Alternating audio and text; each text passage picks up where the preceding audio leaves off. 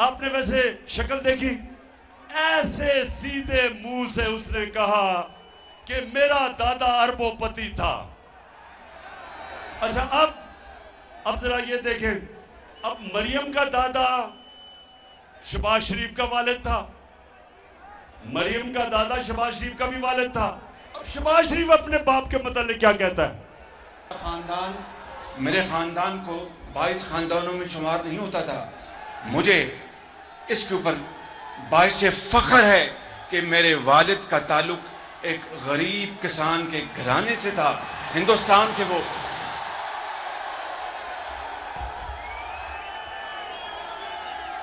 तो मेरी बहनें आप देख रही हैं, बहनें देख रही हैं कि एक इतना बड़ा झूठ बोलो लेकिन एक लाइन भी टस से मस ना हो। ऐसे सीधे मुंह से झूठ मैंने कभी किसी को बोलते नहीं देखा। ट्रिपल PhD है वैसे झूठ बोलने की वो। अच्छा, अब मैं आखिर में चकवाल, पहले तो मैं आपके जज्बे और जुनून को खास तौर पे आज खराज तहसीन पेश करता हूं। माशाल्लाह आपका शऊर, एक एक चीज आप समझ गए। मैंने आपको ये बताने की कोशिश की कि देखिए जो मुल्क ऊपर जाते हैं, ये प्लीज ये बात सुन लें। एक वो आपके सामने पाकिस्तानी खड़ा है, सारी दुनिया देखी है जिसने। मैं आपको आज बताऊं कि वो मुल्क जो तरक्की करते हैं, वो मुल्क मेरे नबी सल्लल्लाहु अलैहि वसल्लम ने जो मदीना के अंदर असूल बनाए थे, उन उसूलों पे वो खड़े होते हैं। उन मुल्कों के अंदर कानून की बालादस्ती है, उन मुल्कों में अदल और इंसाफ है, और उनके जो शहरी हैं वो अमर बिल मारूफ पे चलते हैं, हक के साथ खड़े होते हैं, अच्छाई के साथ खड़े होते हैं और बुराई के खिलाफ जहाद करते हैं। बरतानिया का प्राइम मिनिस्टर, चकवाल ये गौर से सुने, भारी अक्सरियत से उसने जीता इलेक्शन। बोरिस जॉनसन, चकवाल के लोगों, बोरिस जॉनसन लंदन में जब इंग्लैंड में इलेक्शन जीता भारी अक्सरियत से, उससे एक गलती हो गई।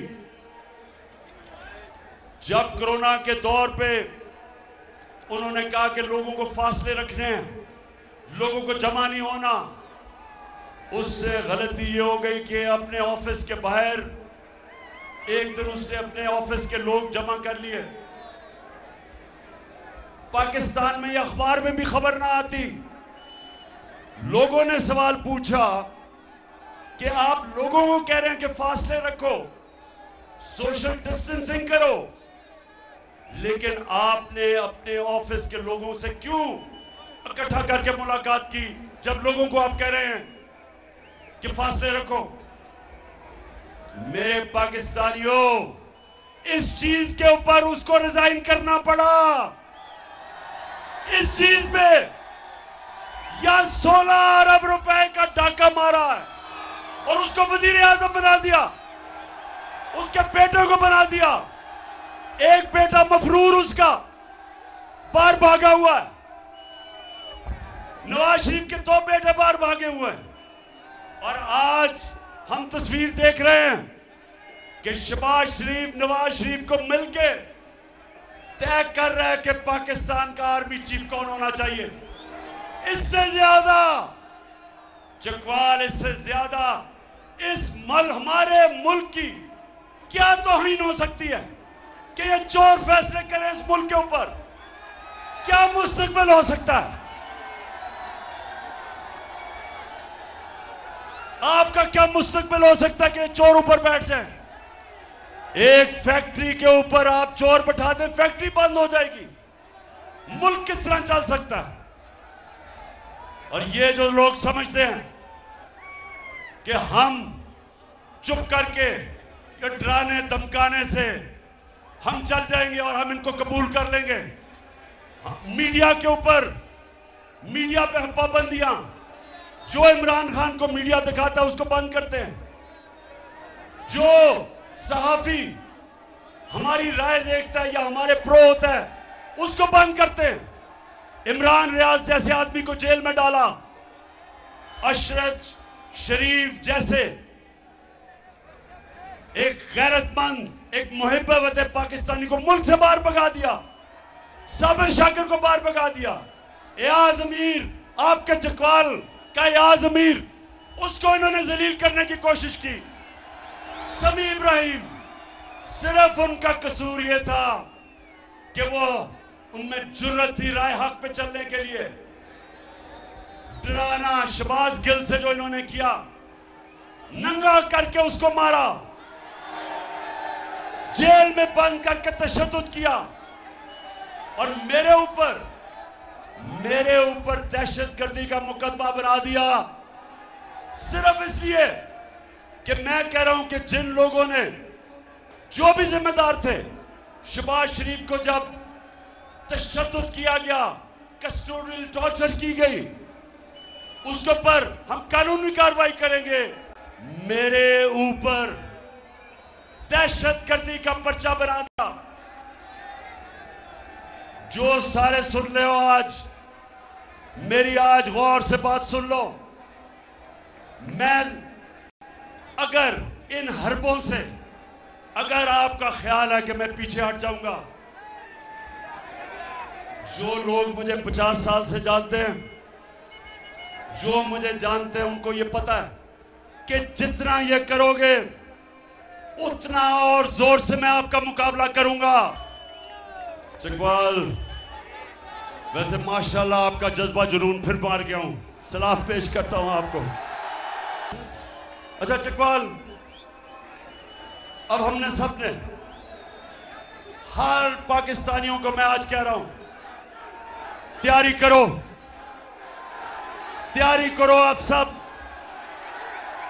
और मैं सियासत की बात नहीं कर रहा, मैं हकीकी आजादी की बात कर रहा हूं,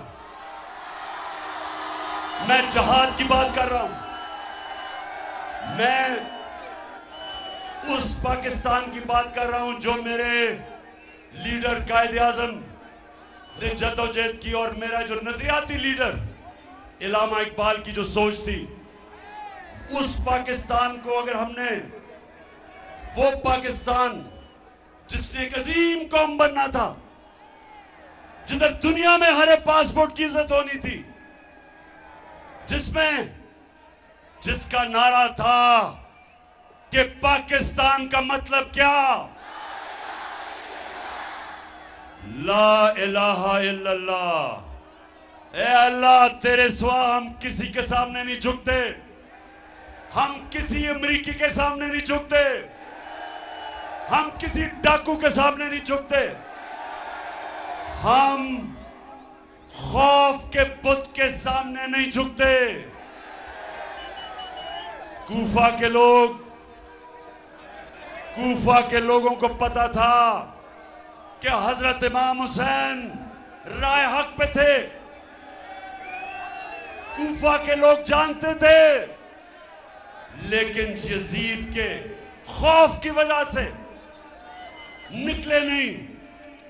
और इस्लाम की तारीख का सबसे बुरा सानिया हुआ, सबसे तकलीफदेह वाक़या हुआ, क्योंकि लोग डर गए, खौफजदा हो गए, ला इलाहा इल्लल्लाह को भूल गए। बजाय अल्लाह कि तेरे सिवा हम किसी के सामने नहीं झुकते, खौफ के बुत के सामने झुक गए और जुल्म हुआ। इस्लाम की तारीख का सबसे बड़ा सानिया हुआ। मैं आज अब पाकिस्तानियों को कह रहा हूं कि तोड़ दो ये खौफ के बुत को तोड़ दो। ये जो टेलीफोन आता है जी गुमनाम नंबर से धमकियां देने के लिए, वापस धमकियां दो उनको। जो डराता है वापस डराओ उसको। जो मिस्टर एक्स और मिस्टर वाई लोगों को धमकियां देते हैं, वापस धमकियां दो इनको। ये होते कौन है? ये होते कौन है आपको डराने वाले? आप हैं इस मुल्क की अवाम है मुल्क का। जो मुल्क की क़यादत अवाम का फैसला है। ये खुफिया नंबरों से डराना धमकाना कि जी हम ये कर देंगे वो कर देंगे, जो करना करो हम भी करेंगे।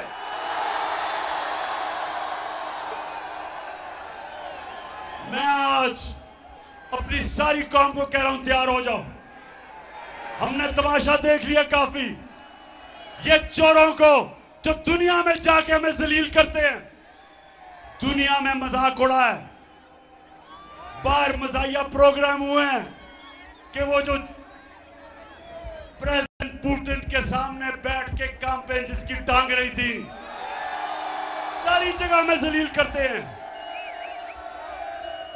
हमने पाकिस्तानी कौम फैसला कर लो कि जो भी हो जाए, हमने अपने मुल्क को हकीकी तौर पे आजाद करना है। तो चकवाल, मेरी कॉल के लिए तैयार हो? मेरी बहनें, आप भी तैयार हो? हमारी पाकिस्तान की ख्वातीन भी आज इस हकीकी आजादी की जंग में पूरी तरह शिरकत करेंगी। मेरे नौजवान, आप तो खैर सबसे ज्यादा तैयार होना है, लेकिन हर पाकिस्तानी को मैं आज कह रहा हूं, आपका कप्तान जब तक मैं जिंदा हूं, मैं इंशाल्लाह इनका मुकाबला भी करूंगा और इनको शिकस्त भी दूंगा।